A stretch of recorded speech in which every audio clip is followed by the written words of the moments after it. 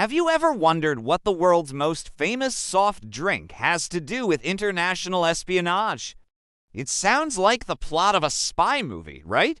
But the story of Coca-Cola and the CIA is a fascinating tale of global ambition, cultural influence, and the subtle art of shaping the world. Today, we're uncapping the bottle on one of history's most intriguing and often overlooked partnerships. Let's rewind to the aftermath of World War II. The world was being carved into two distinct spheres of influence: the capitalist West, led by the United States, and the communist East, led by the Soviet Union. This was the dawn of the Cold War, a battle fought not just with armies, but with ideas, culture, and economics. And in this new kind of war, America needed new kinds of weapons. Enter Coca-Cola.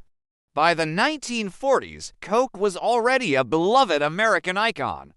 Its red and white logo was synonymous with a certain kind of life, one of optimism, freedom, and consumer choice. The company's leader, Robert Woodruff, was a patriot with a vision. He famously declared that every American soldier, anywhere in the world, should be able to get a bottle of Coca-Cola for just 5 cents. This wasn't just good marketing. It was a stroke of strategic genius. The U.S. government agreed. Coke was deemed essential to the war effort. The company was granted special access to sugar, a heavily rationed commodity, and its representatives were given technical observer status, allowing them to travel with the military. Dozens of bottling plants were shipped overseas and set up right behind the front lines. As American G is pushed across Europe and the Pacific, they brought Coke with them. For the soldiers, it was a comforting taste of home. For the locals, it was their first sip of America. This is where things get really interesting. The very infrastructure that Coke built to supply soldiers became the foundation for its post-war global expansion. Those bottling plants weren't packed up and sent home. They stayed, becoming permanent fixtures in cities from Paris to Manila. Coca-Cola wasn't just selling a drink, it was selling the American way of life in a bottle. Every fizz, every sip was a subtle advertisement for capitalism and consumer culture. Now, let's bring in the other major player, the Central Intelligence Agency, or CIA, formed in 1947. The CIA's mission was to protect American interests and counter Soviet influence around the globe. While their methods often involved covert operations and intelligence gathering, a significant part of their strategy was what we now call soft power. This meant promoting American culture, values, and political ideals to win the hearts and minds of people in foreign nations. You can probably see where this is going. The CIA and Coca-Cola, though separate entities, found their goals aligning perfectly. The CIA needed to project American influence, and Coke was the perfect vehicle. It was non-political on the surface, universally appealing, and represented everything the Soviet Union wasn't: fun, individual choice, and the vibrant energy of the free market. In post-war Europe, this dynamic was on full display.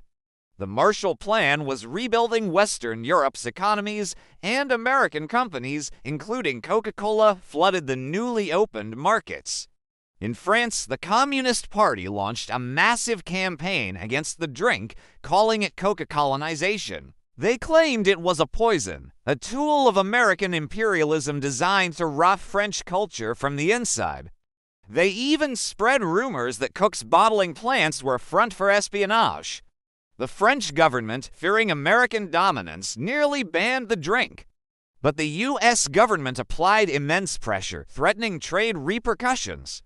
The message was clear: accepting Coca-Cola was a test of loyalty to the Western Alliance. In the end, Coke won. The red signs went up across France, becoming a symbol of the country's alignment with America.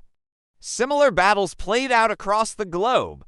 In Italy, Austria, and West Germany, Coca-Cola's expansion was seen as a bulwark against communism. The company's marketing was brilliant.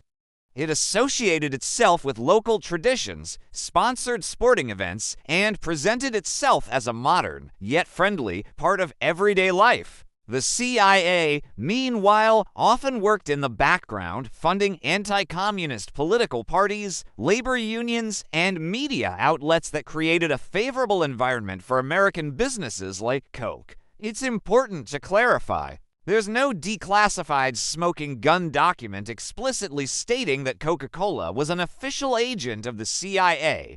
The relationship was more symbiotic. Think of it like this. Coca-Cola was the friendly, public face of American expansion, while the CIA operated in the shadows, clearing the path and neutralizing opposition.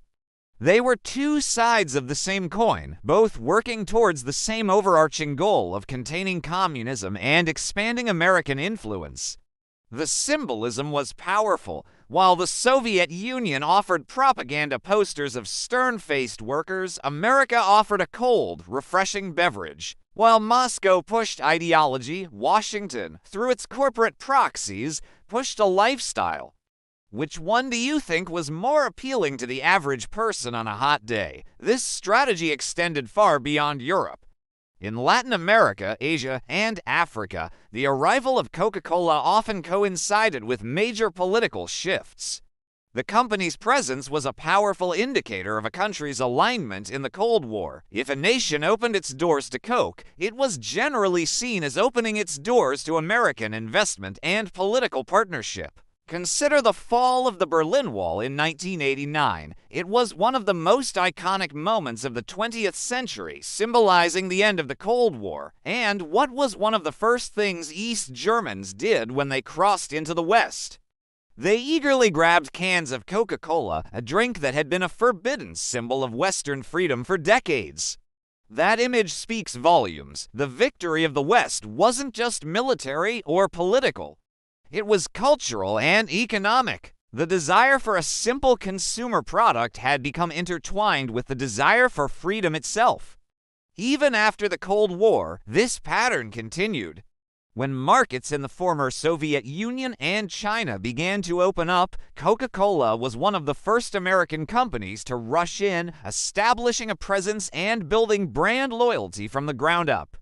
The iconic red logo became one of the most recognized symbols on the planet, appearing in remote villages and bustling megacities alike. So, what's the big takeaway here? The story of Coca-Cola and the CIA is a masterclass in the use of soft power. It shows how a commercial product can become a powerful tool in geopolitical strategy. It highlights how culture, the things we eat, drink, and watch, is not separate from politics, but deeply intertwined with it. Coca-Cola helped sell the American dream to the world, one bottle at a time. It represented a promise of modernity, prosperity, and personal choice that communism simply couldn't compete with. The company's global network provided informal intelligence, and its marketing campaigns reinforced the values the U.S. government wanted to promote. Today, we live in a world shaped by these forces. The global dominance of American brands and culture is a direct legacy of this Cold War strategy. It wasn't a conspiracy in the traditional sense, but rather a powerful alignment of interests between a corporation seeking profit and a government seeking influence. The ultimate goal was the same: to make the world safe for American-style capitalism.